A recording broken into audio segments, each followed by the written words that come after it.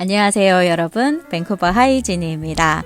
요즘에 여러 가지 이유들로 서비스 캐나다에 문의 전화하실 일들이 참 많으실 텐데 막상 전화하고 나면 대기 시간이 참 길지 않습니까? 서너 시간은 기본일 텐데 자, 오늘은 제가 어떤 정보를 드리려고 하냐 하면 이렇게 여러분이 웨이스트 타임, 시간 낭비하실 필요 없이 서비스 캐나다 웹사이트에서 리퀘스트 메시지만 남겨놓으시면 다음날 상담원이 바로 여러분께 전화가 옵니다. 그러면 가지고 있었던 문제점들을 그 통화를 통해서 해결이 충분히 가능하세요.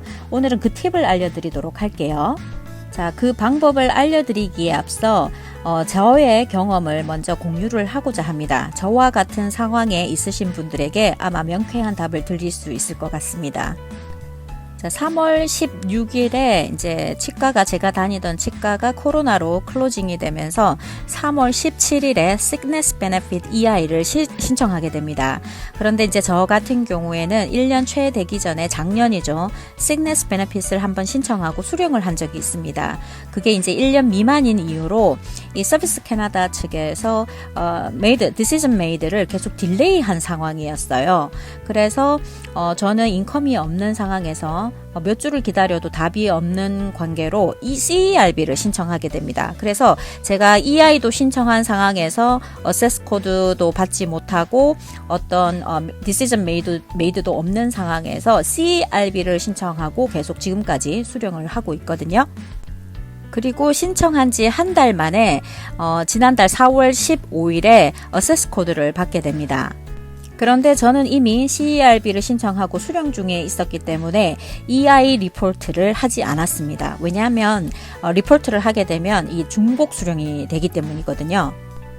근데 저의 가장 큰 궁금증은 16주에 CERB 신청이 모두 끝난 다음에 제가 EI로 다시 연장해서 신청할 수밖에 없는 상황입니다. 왜냐하면 저는 어린 자녀가 있고 학교가 9월에 오픈을 하기 때문에 아마 그때까지 직장으로 복귀가 힘든 이유로 EI를 연장 신청해야 하는 상황이거든요.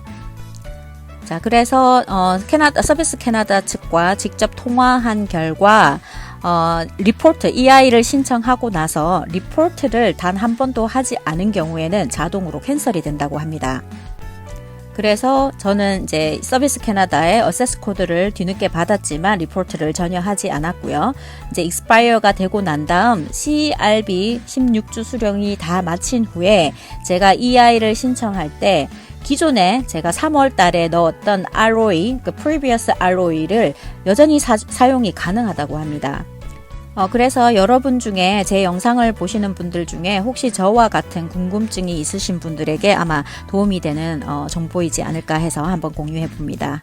자, 그럼 지금부터 시간 낭비 없이 바로 서비스 캐나다 측과 상담원과 직접 연락할 수 있는 방법을 알려드리도록 할게요. 자, 우선 서비스 캐나다 측에 접속을 하시고요.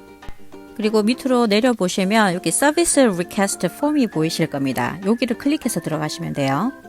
그럼 이런 창이 보이실 텐데 여기서 한 가지 주의하셔야 되는 게 있는데요. 바로 Please do not include any sensitive personal information in the questions comments box. 자, 여기에 리퀘스트 메모를 남기실 때 개인 정보를 넣지 말라는 거예요. 예를 들면 인슈런스 넘버라던가 생년월일이라던가 그 파이낸셜 정보라던가 뭐 개인의 그 메디컬이나 워크 히스토리 같은 그 개인 정보는 절대 기입하지 말라고 주의를 주고 있습니다. 자, 그리고 밑으로 내려가셔서 여기 랭귀지 선택하시고요. 여기 괄호 안에 required 있는 별표는 반드시 다 표기를 하셔야 됩니다. 여기 이제 이름, 성, 그리고 이제 자신이 살고 있는 해당 주를 선택을 하시고요. 자, 그리고 여기 마지막 박스 질문에 보면 이제 전화 통화하는 동안 이제 필요한 어떤 그런 액세서리 같은 게 가지고 있냐라고 묻는 건데 이제 예를 들어서 이제 귀가 잘 안 들려서 보청기를 끼고 있냐 뭐 그런 질문인 것 같아요. 그래서 여기에 뭐 전화 통화할 때 필요한 자신의 상태를 기입하시면 됩니다. 저는 없기 때문에 not applicable로 표시를 할게요. 그리고 다음 질문도 보면 required예요. 그래서 반드시 기입을 하라고 표시를 하라고 되어 있는 건데 이제 가지고 있는 request가 뭐냐, 질문이 뭐냐, 어떤 거에 관한 것이냐라는 것을 표시하게 되어 있습니다.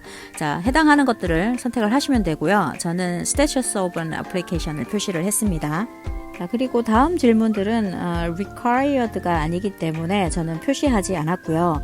해당하시는 것들이 있으시면 표시를 하시면 됩니다. 자, 그리고 여기 소셜 인슈런스 넘버에 관한 인포메이션도 뭐 필요하신 분들은 체크를 하시면 되고요.